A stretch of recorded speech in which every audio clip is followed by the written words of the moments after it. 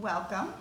My name is Judy Saltzman. I'm a watercolorist, and today I'm going to show you some samples of my watercolor techniques using masking fluid. As you will see in these two images, which are G-clays now, but they were done in a method of masking and pouring the paint.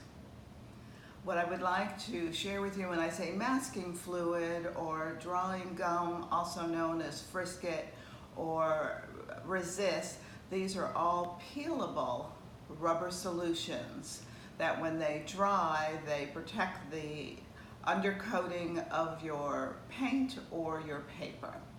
There are lots of different brands. I've tried them all. I've used the Winsor Newtons, colorless. I've used the graphics incredible white, which is invisible.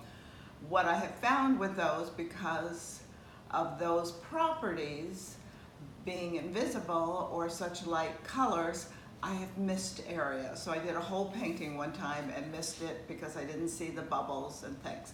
So my choice happens to be this Pepio, which is a gray-blue tone.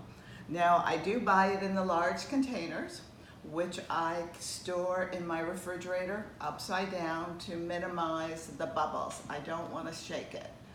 And then as I'm using it, I transfer it to a smaller bottle.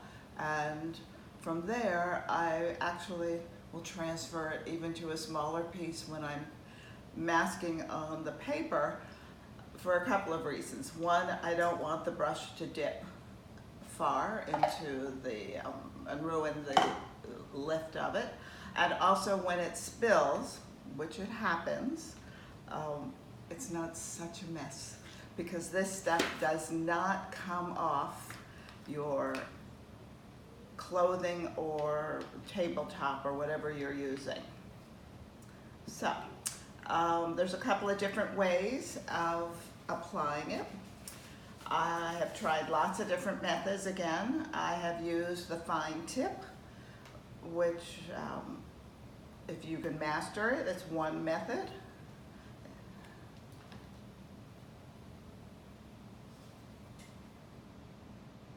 You can make very fine lines. I would probably prefer not to have had that bubble, and you can go back and forth.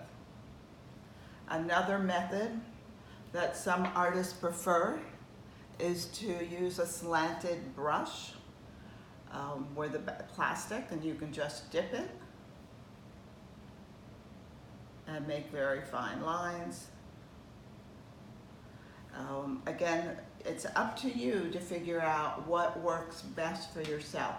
What I happen to like are these cheap brushes. You don't want to use your good brushes because they will be destroyed.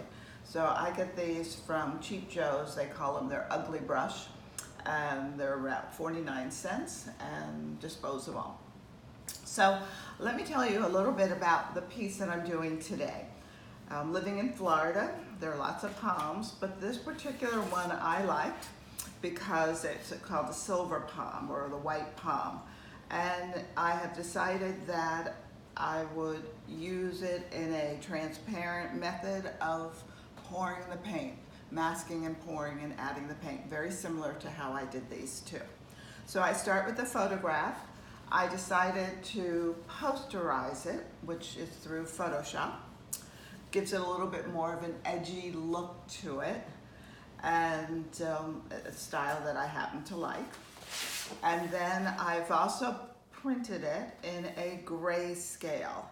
For this particular demonstration, and I invite you to paint along with me, I'm going to use 5 levels. Level 1, level 2, level 3, level 4, and then level 5 in the pourings. So let me show you how I use the Frisket.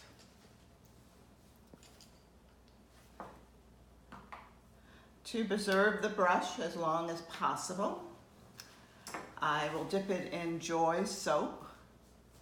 I'm sure all soaps work. This is just part of how I do it.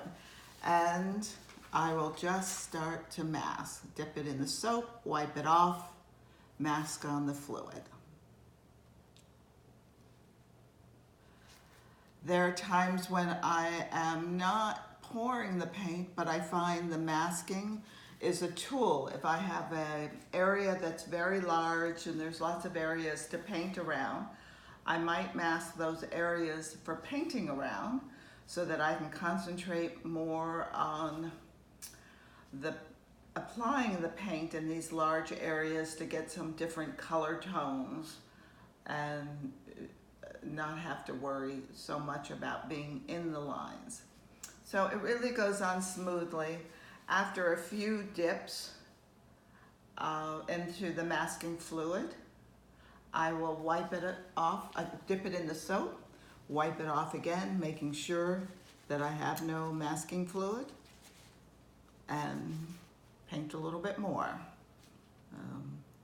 Right now I'm using a number 2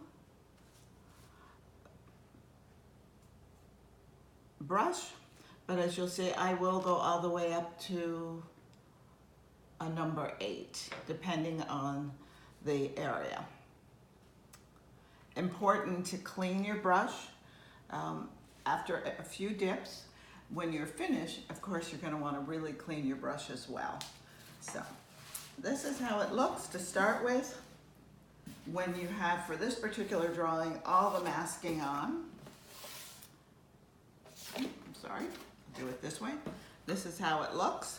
When it's completely dry, it takes about 15 minutes. You can remove it with a rubber cement pickup, or you can use your hand. I mean, it comes off pretty easy.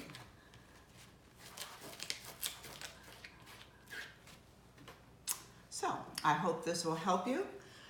If you're interested and would like the design, the art piece, and follow along, just email me, JAS4SAIL, SAIL, @gmail.com. Happy painting.